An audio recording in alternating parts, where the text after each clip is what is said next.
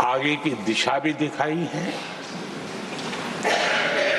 आदरणीय राष्ट्रपति जी का अभिभाषण प्रेरक भी था, प्रभावी भी था और हम सब के लिए भविष्य के काम का मार्गदर्शन भी था। मैं आदरणीय राष्ट्रपति जी के उद्बोधन पर धन्यवाद करने के लिए उपस्थित हुआ हूं।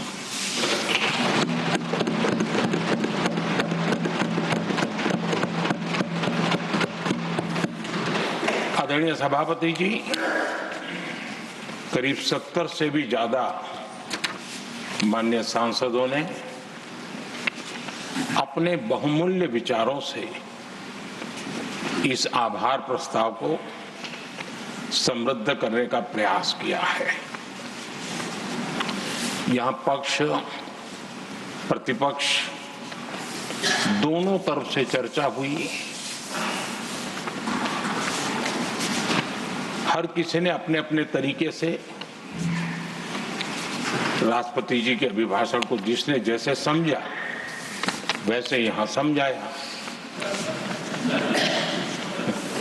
और उन्होंने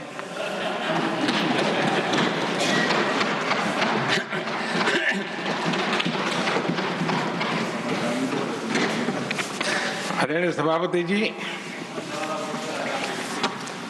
यहां पर सबका साथ सबका विकास इस पर बहुत कुछ कहा गया।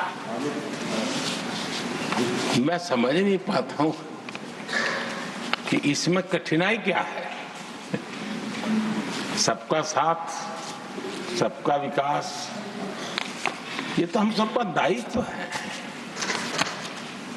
और इसीलिए तो देश ने हम सबको यहां बैठने का अवसर दिया है और उसमें लेकिन जहां तक कांग्रेस का सवाल है,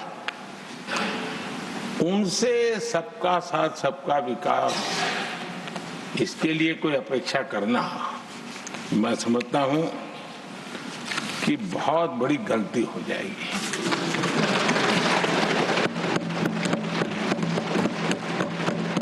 ये उनकी सोच के बाहर है, उनकी समझ के भी बाहर है और उनके रोड मैप में भी ये सूट नहीं करता है, क्योंकि वो इतना बड़ा दल एक परिवार को समर्पित हो गया है।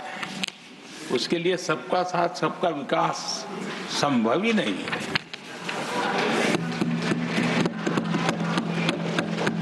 आदरणीय सभापति जी, कांग्रेस ने राजनीति का एक ऐसा मॉडल तैयार किया था जिसमें झूठ, फरेब, भ्रष्टाचार, परिवारवाद, तुष्टीकरण सबका गालमेल था। जहां सबका गालमेल हो वहां सबका साथ हो ही नहीं सकता।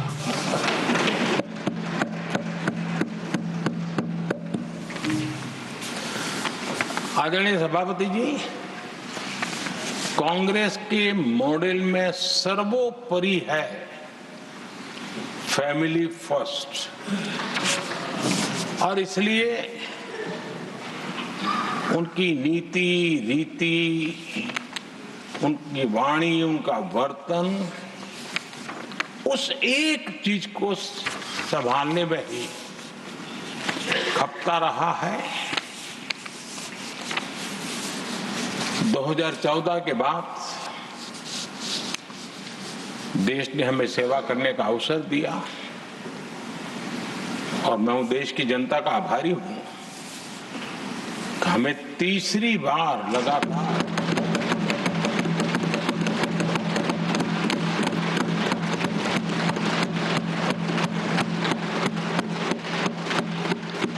ये तीसरी बार जनता यहां पहुंचाती है। इतने बड़े देश में इतनी वाइब्रेंट डेमोक्रेसी हो, वाइब्रेंट मीडिया हो, हर प्रकार के बातें बताने की छूट हो, उसके बावजूद भी देश दूसरी बार, तीसरी बार हमें सेवा करने का मॉडल बनाती है। इसका कारण देश की जनता ने हमारे विकास के मॉडल को परखा है, समझा है और समर्थन दिया है। और हमारा ये विकास का मॉडल को अगर मुझे एक शब्द में कहना है तो मैं ये कहूंगा, नेशन फर्स्ट, राष्ट्र प्रथम। इसी एक उम्दा भावना और समर्पित भाव से हमने लगातार अपनी नीतियों में, अपने कार्यक्रमों में, हमारे वाणी में, वर्तन में इसी एक बात को मानदंड मान करके देश की सेवा करने का प्रयास किया है। और आदरणीय सभापति जी, मैं बड़े गर्व के साथ भी कहता हूं, बड़े संतोष के साथ कहता हूं कि एक लंबे अरसे तक, 5-6 दशक तक देश के सामने अल्टरनेट मॉडल क्या हो, तराजू पर तोलने का कोई अवसर ही नहीं मिला था। लंबे अरसे के बाद 2014 के बाद देश को एक अल्टरनेट मॉडल क्या हो सकता है, अल्टरनेट काम कार्यशैली क्या हो सकती है, प्रायोरिटीज क्या हो सकती है, इसका एक नया मॉडल देखने को मिला है। और ये नया मॉडल तुष्टीकरण नहीं, संतुष्टीकरण पर भरोसा।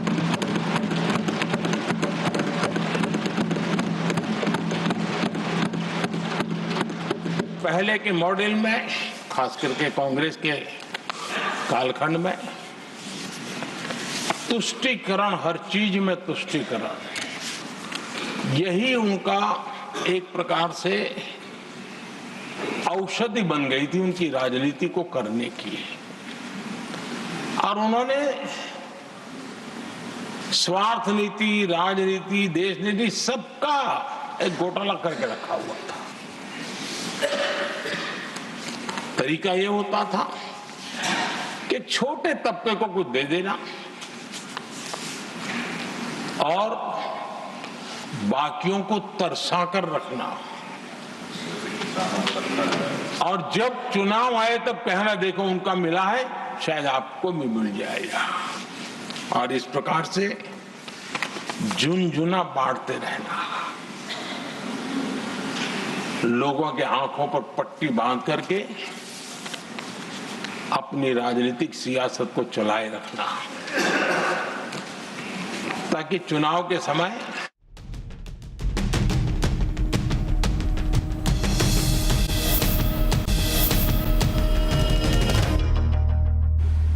देश आजाद होने के बाद जब ये प्रयास हुए हैं, इसी तरीके से हुए हैं। पहली बार हमारी सरकार ने एक ऐसा मॉडल दिया और सबका साथ सबका विकास के मंत्र की प्रेरणा से दिया कि हमने सामान्य वर्ग के गरीब को 10% आरक्षण दिया, बिना तनाव के, बिना किसी का छीन करके। और जब ये निर्णय किया तो एससी समुदाय ने भी उसको स्वागत किया, एसटी समुदाय ने भी स्वागत किया, ओबीसी समुदाय ने भी स्वागत किया। किसी को भी पेट में दर्द नहीं हुआ, क्योंकि इतना बड़ा निर्णय, लेकिन करने का तरीका था सबका साथ सबका विकास, और तब जाकर के बहुत ही स्वस्थ शांत तरीके से पूरे राष्ट्र ने इस बात को स्वीकार किया। आदरणीय सभापति जी, हमारे देश में दिव्यांगों की कभी सुनवाई जितनी मात्रा में होनी चाहिए थी नहीं हुई। जब सबका साथ सबका विकास का मंत्र होता है ना, तब मेरे दिव्यांग जन भी उस सबके कैटेगरी में होते हैं और तब जाकर के हमने दिव्यांगों के लिए आरक्षण का विस्तार किया, दिव्यांगों के लिए सुविधाएं उपलब्ध हो, इसके लिए मिशन मोड में काम किया, दिव्यांगों के कल्याण के लिए अनेक योजनाएं बनाई, लेकिन योजनाओं को लागू भी किया। ये इसके कारण इतना ही नहीं, आदरणीय सभापति जी, ट्रांसजेंडर कम्युनिटी के अधिकारों को लेकर के हमने उसको कानूनी रूप से उसको पुख्त करने के लिए प्रामाणिकता पूर्वक प्रयास किया। सबका साथ सबका विकास के मंत्र को हम कैसे जीते हैं, ये हमने समाज के उस उपेक्षित वर्ग की तरफ भी हमने बड़ी संवेदना के साथ देखा। आदरणीय सभापति जी, भारत की विकास यात्रा में नारी शक्ति के योगदान को कोई नकार नहीं सकता है, लेकिन उनको अगर अवसर मिले और वो नीति निर्धारण का हिस्सा बने तो देश की प्रगति में और गति आ सकती है। और इस बात को ध्यान में रखते हुए हमने ही और इस सदन का पहला निर्णय हुआ, हम देशवासी गर्व कर सकते हैं, सदन इस बात के लिए याद रखा जाएगा, ये नया सदन सिर्फ उसके रूप रंग के लिए नहीं, ये नया सदन का पहला निर्णय था नारी शक्ति बंधन।